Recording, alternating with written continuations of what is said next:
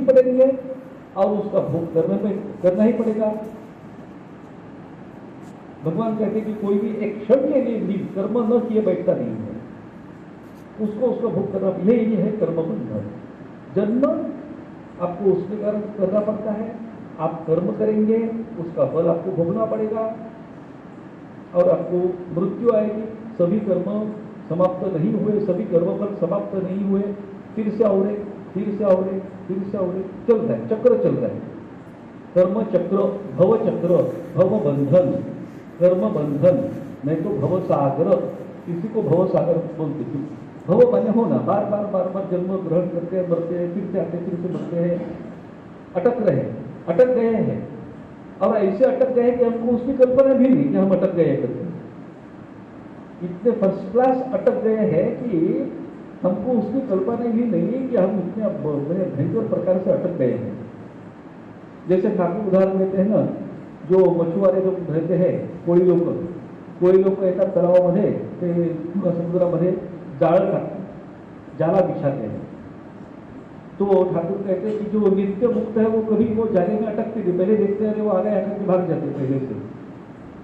फिर दूसरे कुछ मछली रहती है, बड़ी बड़ी मछली रहती है, वो झट से कुली मार के चली जाती है, एकदम उछलती है और वो जाला है उसके ऊपर से चली जाती है। कुछ कुछ मछलियां हैं वो तड़पती है, बाहर निकलने के लिए तड़पती है, और कुछ कुछ मछलियां ऐसी भयंकर है वो जाले को ही पकड़ के बैठ जाती है, जाले को ही कि कितना हमें सुरक्षित है यह जगह। लेकिन वो सुरक्षित है क्या? क्योंकि बस थोड़े समय में वो जो जाला है उसको खींचने वाला है वो मछुआरा, और पूरा की पूरा जितनी मछली अटक गई है वो तो मर गई उसी समय। उन मछलियों को लगता ही नहीं कि इसको पकड़ना यही अपना मृत्यु, अरे छुटकारा पाने की तो कोशिश करो। तो ये है जिसको कहते हैं कि बद्ध जीव, जो छुटकारा पाने की कोशिश करते हैं यह है मुमुक्षु साधक। जिन्होंने प्रयत्न करके छुटकारा पा लिया उनको कहते हैं मुक्त, और जो कभी भी जाने में अटकते नहीं उनको कहेंगे नित्य मुक्त। तो इस प्रकार से होता है। तो अभी हमारी अवस्था क्या है? मैक्सिमम लोग हम मान्य करना पड़ेगा कि हमने जाने को पकड़ लिया है। ये कितना मजा आ रहा है, बहुत अच्छा लग रहा है, बहुत अच्छा लगता है। जन्म ग्रहण करने में भी आनंद है, मार खाने में भी आनंद है, दुख भोगने में भी आनंद है, बुढ़ापे में भी आनंद है, और मरने में भी आनंद है। वाह वाह वाह, कितना अच्छा लग रहा है। और फिर से जन्म ग्रहण करेंगे, लेकिन वो फिर से जन्म ग्रहण करेंगे, लेकिन गारंटी क्या है आपको मनुष्य जन्म मिलेगा? किसने दिया है क्या आपको? पता नहीं। गहना कर्मणो गति, मेरी बात नहीं, भगवत गीता की बात है। गहना कर्मणो गति,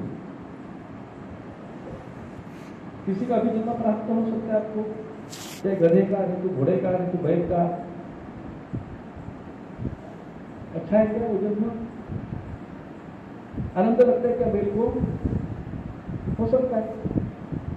इसीलिए सिर्फ मनुष्य जन्म ही ऐसा है, यह भोग योगी है। मैंने इसमें से मनुष्य भोग करके इसमें से मैंने तो ये कर्म योगी इसमें से मुक्त हो सकता है, और बाकी सभी है उनको कहते कि भोग योगी। उनको सिर्फ सुख दुख का अनुभव, नए कर्म नहीं कर सकते, नया कर्म नहीं कर सकते कोई। जो बिल्ली है कभी चोरी करती है क्या? हम बोलते ना बिल्ली आ गई और उसने दूध की चोरी कर दी, है ना?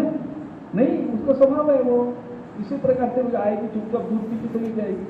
हमको लगता है उसने चोरी की, अरे चोरी तुम करे, उसको क्या पता है, उसको तो स्वभाव है उसका। बाकी कोई भी जो है उसमें से कर्म नहीं होते, नए कर्म नहीं होते, सिर्फ जो होते हैं वो केवल भोग हो जाते हैं।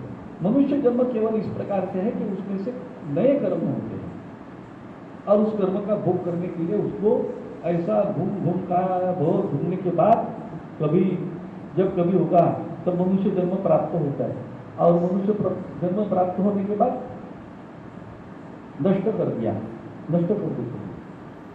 कितनी बड़ी आत्मवंचना है, कितना बड़ा विडंबना है कि प्रयत्न भी नहीं कर रहे हैं, कितनी भयंकर विडंबना होती है। तो इसलिए इनमें से निकालने के लिए अवतार, नहीं तो महापुरुष, नहीं तो संत महात्मे आते हैं और हम लोगों को समझाते हैं कि अरे भाई उठो जागो, इस कर्म बंधन को तोड़ दो, इसमें से बाहर निकल जाओ। कैसे? तो कर्मयोग के द्वारा। तुम कौन से क्षेत्र में हो, कुछ भी आप, मैंने छोटे बच्चे हो कि बड़े हो, गृहिणी हो या और कुछ हो, आप बीमार हो कि कुछ भी हो, आप स्वस्थ हो नहीं, आप गरीब है कि बहुत बड़े धनवान है, इससे कुछ भी नहीं होने वाला।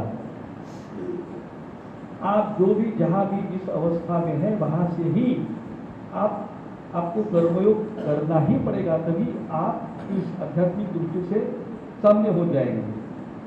और स्वामी जी ने इसमें हमें बहुत सारे बाकी के भी मार्ग, बाकी के भी इस क्या बोलते हैं सामने जाने के मार्ग हमें कहे हैं।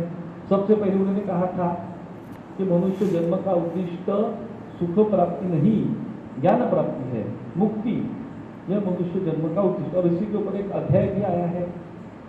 और अंत में अभी स्वामी जी चर्चा कर रहे हैं कि इस कर्म योग का आदर्श किस प्रकार से रहेगा, मैं कितना ऊंचा आदर्श है वह, क्या आदर्श है वह है मुक्ति, जीवन मुक्त। इसी अवस्था में, इसी जन्म में मुक्त हो गया, कर्मयोग करते करते इसी अवस्था में वह मुक्त भी हो गया और मुक्ति का सबसे हाईएस्ट आनंद उसे प्राप्त हो गया। अभी वो जो भी दिखता है वो कर्म नहीं कर रहा है। भगवान श्री कृष्ण ने कर्म किए थे क्या? भगवान श्री कृष्ण ने कर्म किए थे क्या कि जिसका फल उनको मिल रहा है? नहीं,